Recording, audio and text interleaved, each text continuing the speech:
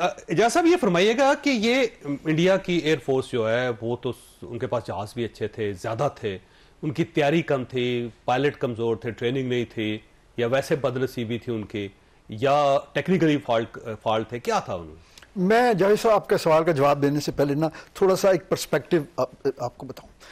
1990 میں operation desert storm میں modern history میں ایکسٹینسو ایئر پاور استعمال ہوئی. وہ اس حد تک ہوئی کہ وہ جو ریپبلکن گارڈز جن کے جو ہے وہ 5 لاکھ فوجی اور وہ ریٹورکس تھے صدام حسین کے، ہر چیز ملیا میٹ ہو گئی. اور اس کے بعد بہت سارے تھیٹرز میں ایئر پاور استعمال ہوئی as a in the centre stage اور ایز اے ڈیسائسو ویپن. لیکن اس میں اور اس لڑائی میں فرق کیا تھا؟ ان تمام جنگوں میں وہ یک طرفہ کاروائی تھی. یعنی 20-25 ملکوں کی جو بہترین فورسز کو پول کر کے وہ ایک بینائن ٹارگٹ یا ایک بینائن ملک، جیسے افغانستان میں اٹیک ہو گیا، نیٹو کر لیا، افغانستان کی ایئر فورس ہی نہیں ہے. سیریا میں کیا، ابھی غزہ میں چل رہا ہے. یہ پہلی دفعہ ماڈرن ہسٹری میں ہوا ہے کہ 2 بڑی ایئر فورسز، دیکھیے میں انڈین ایئر فورس کو نومیریکلی ایک دشمن کو ماننا چاہیے. ہم انڈیا نہیں ہے کہ دشمن کا انکار کر رہے ہیں، بالکل نہیں جی. ہم تو ہمیشہ اپنی وار گیمز میں ان کو بیسٹ آپشنز دے کے اپنا رسپانس بناتے ہیں. تو ایک بڑی ایئر فورس اور پاکستان کی فضائیہ بھی تقریباً میچنگ نمبرز میں اگر نہیں تھی تو کیپیبلٹی میں میچنگ تو ڈیفینیٹلی تھی. تو اس کا جو آؤٹ کم ہوا نا، مطلب میں یہ سمجھتا ہوں کہ جو پاک فضائیہ نے کیا یہ تو شاید اسے ہمیں اس کی توقع تھی، کیونکہ ہمارا ایک رابطہ رہتا ہے، ہمیں پتہ ہے کہ ہم نے فورس کس طرح ڈیولپ کی اور خاص طور پہ پچھلے 5 سالوں میں ہم کتنے ماڈرنائز ہوئے. لیکن بھارت نے جس طرح گھٹنے ٹیکے یہ ان ایکسپیکٹڈ. آپ تصور نہیں کر سکتے. کم از کم میں یہ تصور نہیں کر سکتا تھا. مطلب میں ذاتی طور پہ سمجھتا ہوں کہ ان کو بہتر لڑنا چاہیے تھا، ان کو ریزسٹ تو کرنا چاہیے. ایک گریس بھی تو ہوتی ہے نا ایک فائٹنگ فورس کی، وہ کہیں نظر نہیں آتی. اور اس کی وجہ کیا ہے؟ وجہ یہ ہے جاوید صاحب کہ ایکوپمنٹ آپ لے سکتے ہیں اگر آپ کے پاس پیسے ہیں اور بیچنے والے تیار ہیں. ہمارے پاس یا تو پیسے نہیں ہوتے یا لوگ ہمیں یہ ٹیکنالوجیز دیتے نہیں ہیں، کیونکہ وہ پاکستان ایک ایٹمی طاقت کے طور پہ سب کو کھٹکتا ہے. تو ان کو تو یہ لبرٹی ہے. لیکن فرق کہاں آتا ہے؟ مین مشین انٹرفیس کا. بالکل ٹھیک. آپ بہترین ایکوپمنٹ کو دے دیں لیکن جذبہ کہاں سے پیدا وہ جذبہ، وہ تربیت، وہ وار ٹائم ٹریننگ. ہم لوگ جو ایئر فورس میں ہمارا کلچر کیا ہے، ہم لوگ ریئل ٹائم میں نا وار سینیریوز کے اندر فلائٹ سیفٹی کے پیرامیٹرز کو نظر انداز کرتے ہوئے ہم اپنی ٹریننگ کرتے ہیں. یعنی ہم اپنے پائلٹس کو ایکسپوز کرتے ہیں ان تمام تھریٹس کو جو ان کو ہو سکتی ہیں. تو اور دوسرے پھر اصل بات یہ ہے کہ جب آپ کے دشمن آپ کو ہر وقت جو ہے نا زج کر رہا ہو تو پھر ایک آپ کے اندر نا آپ کے لہو میں بھی وہ ایک گرمائش ہے کہ وہ پھر آپ مشن پہ جاتے ہوئے یقین کیجئے ہمارے بچے جو ہے نا وہ یہی تمنا کرتے ہیں کہ ہمارا مشن جو ہے نا اکمپلشڈ ہو. اچھا ایک خبر چل رہی تھی کہ جو پائلٹس گئے تھے ہمارے، انہوں نے ڈیتھ کے باقاعدہ ایک ضمانت نامہ لکھ کر دیا تھا کہ ہم واپس نہیں آئیں گے اور یہ کریں گے یہ کریں گے. اس ٹائپ کی بات ہے کوئی؟ دیکھیں میں اس پہ ریئلی کامنٹ نہیں کر سکتا، لیکن یہ چیز میں ایک ہسٹورک پرسپیکٹو میں آپ کو ضرور بتاؤں.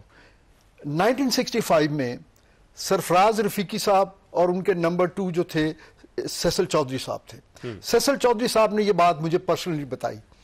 وہ کہتے ہیں جب ہم جہازوں پہ جاتے ہوئے اپنے جہازوں کا پری فلائٹ کر رہے تھے تو سیسل چودھری صاحب کے پاس آئے رفیقی صاحب اور انہوں نے کہا ان کی بیگم کا نام لے کے کہ I hope she forgives me because you are not going to come back.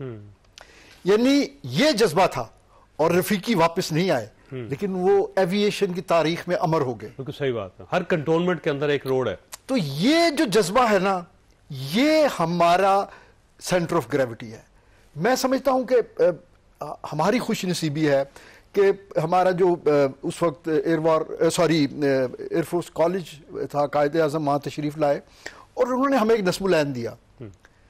وہ اس کا ایک ٹیگ لائن ہمیشہ ہم یوز کرتے ہیں، Pakistan must build up an air force second to none. تو وہ جو قائد کی ویژن تھی نا وہ شاید ہمارے بڑوں نے مان لی اور پھر ہر آنے والے چیف نے اس سٹینڈرڈ کو نہ صرف مینٹین کیا بلکہ ایک ناچ اوپر لے گئے. بڑی بات. اچھا جنرل صاحب یہ فرمائیے گا کہ یہ مار کافی ہے انڈیا کے لیے, یا آپ کا خیال یہ ہے کہ سانپ زخمی ہو گیا ایک بار پھر وار کرے گا؟ دیکھیں انڈیا سے تو آپ کچھ بھی ایکسپیکٹ کر سکتے ہیں, وہ جو ہماری ہسٹوریکلی ہے وہ کچھ بھی کر سکتا ہے. آپ کو اپنی تیاری جاری رکھنی چاہیے, اور جیسے علی صاحب نے کہا ابھی کہ جو ہم نے چیزیں war is a continuation of policy by other means, تو ملٹری آپ کو ایک انوائرمنٹ کریٹ کر کے دیتی ہے. اب ہماری آرم فورسز نے, چاہے ایئر فورس تھی, چاہے آرمی تھی, نیوی تھی, اپنے اپنی ڈومین میں انڈیا کو عبرتناک شکست دی ہے. ایئر میں ٹوٹل ایئر سپریورٹی اچیو کی, اور گراؤنڈ پہ جب ہم نے فائر پاور ان پہ لیش کی تو وہ آگے جواب نہیں دے سکے. جیسے ہم نے 6 طیارے گرا دیے, اس میں ہم نے ان کے تمام ایئر بیسز کو ڈسٹرائے کیا, میزائل سائٹس کو ڈسٹرائے کیا, اور جو تھی ایئر ڈیفنس سسٹم کو کرپل کیا.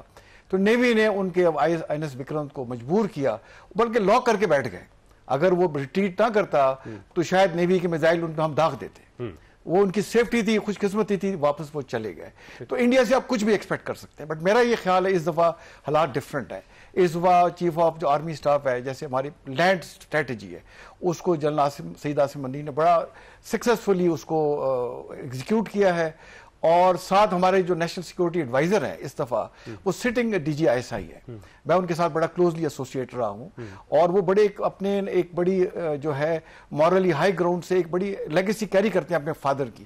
ان کے فادر سینٹرل سے سورڈ آف آنر ہیں, جنرل جو عاصم ملک ہیں, یہ پاکستان ملٹری اکیڈمی سے سورڈ آف آنر ہیں, اور ان کے ساتھ میں کئی جگہوں میں بڑا کلوزلی ایسوسیٹ رہا ہوں. تو میرا یہ خیال ہے اس وقت جو لوگ at helm of the affair ہیں بڑے کمپیٹنٹ ہیں. وہ انشاءاللہ دے ول میک شیور کہ اس دفعہ جو ہماری آرم فورسز نے سکسیس اچیو کی ہے وہ نیگوشیٹنگ ٹیبل پہ اس کو کنورٹ کریں. اور ساتھ یہ جو بڑے پلیئر ہیں دنیا کے, دے آلسو نو, اب انہیں کلیئر پتہ چل گیا کہ پاکستان کا جو ڈیٹرنس ہے کنونشنل اور وہ کریڈیبل ہے, اس کو آپ انڈرمائن نہیں کر سکتے. تو اگر یہ ایشو چلتے رہے کشمیر کا, پانی کا, اور جیسے BLA کو سپورٹ کرتے ہیں, تو یہاں پرابلم رہے گی. تو جب اتنے سارے ملکوں نے انٹروین کیا ہے, میں یہ امید کرتا ہوں کہ یہ اس کو ہم کنورٹ کریں گے انشاءاللہ پاکستان کی لانگ ٹرم سکسیس میں. اور انڈیا کو بھی چاہیے کہ جو کرتا آ رہا ہے پچھلے 77-78 ایئرز میں, وہ کافی اس کو سیکھ لینا چاہیے اور آگے چلنا چاہیے. اور آگے چلنے کے لیے دیکھیں یہ سکہ جو خطہ ہے انڈیا کی 1.5 بلین پاپولیشن ہے, 1.4 چائنا کی ہے, 3 کروڑ تو یہ بن جاتے ہیں, 24 کروڑ ہم ہے, 3.25 کروڑ کی یہ آبادی ہے. ساتھ اگر آپ یہ سینٹرل ایشین اسٹیٹ بنا لیں اور آپس میں اپنے مسائل حل کریں تو دیکھیں کتنا اس خطہ ترقی کر سکتا ہے. تو ہمیں آگے پڑھنا ہوگا اور اپنے ملکوں کی اور عوام کی بہتری کے لیے ہمیں آگے کام کرنا. بہت اچھی بات. اچھا سید محمد علی صاحب یہ فرمائیے گا کہ یہ جو مذاکرات ہو رہے ہیں, آپ کو اس میں کامیابی نظر آ رہی ہے کوئی؟ دیکھیں اس میں جو تھوڑا سا ایک امید کی جو کرن ہے وہ ہم پوری 77 سالہ تاریخ میں دیکھیں تو وہ یہ ہے کہ 1948 کی طرح اس دفعہ پوزیشن آف ویکنس سے امریکہ کی طرف بھارت نے رجوع کیا ہے.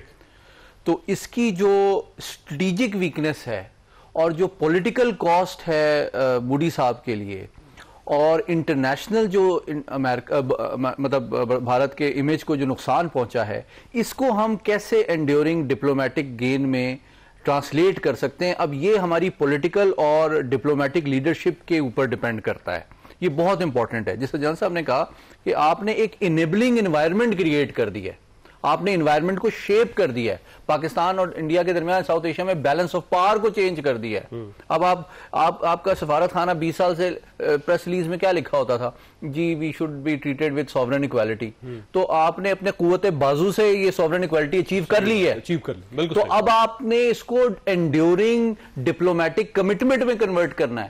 اب اس میں ظاہری بات ہے بھارت کی حکمت عملی سیاسی طور پہ صرف 2 چیزیں رہی ہیں. جب تھرڈ پارٹی میڈیشن کی بات ہوتی تھی تو وہ کہتے تھے بائیلیٹرل معاملہ ہے, ٹھیک ہے. جب بائیلیٹرل کی بات ہوتی تھی تو وہ کہتے ہیں ہمارا انٹرنل معاملہ ہے 5 اگست 2019 کے بعد. تو وہ تو جان چھڑا رہے تھے نا.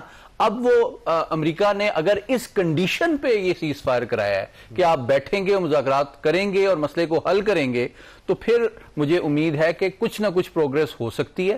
لیکن بھارت کی جو تاریخ, جو طرز عمل اور مزاج ہے, اور آج جس طرح کی مودی صاحب نے تقریر کی ہے, وہ ان کے پولیٹیکل ڈیمیج کنٹرول کے لیے ضروری تھی.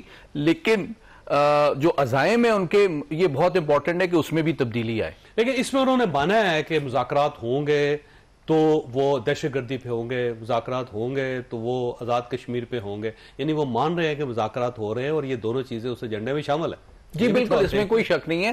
اور دیکھیں آپ دیکھ رہے ہیں کہ ڈومیسٹکلی ان کو کتنی زیادہ سیاسی مخالفت کا اور تنقید کا سامنا کرنا پڑ رہا ہے. تو یہ پولیٹیکل ڈیزاسٹر بھی ان کے لیے بہت بڑا ہے، اور اکنامک لاس ان کو کتنا زیادہ ہوا ہے.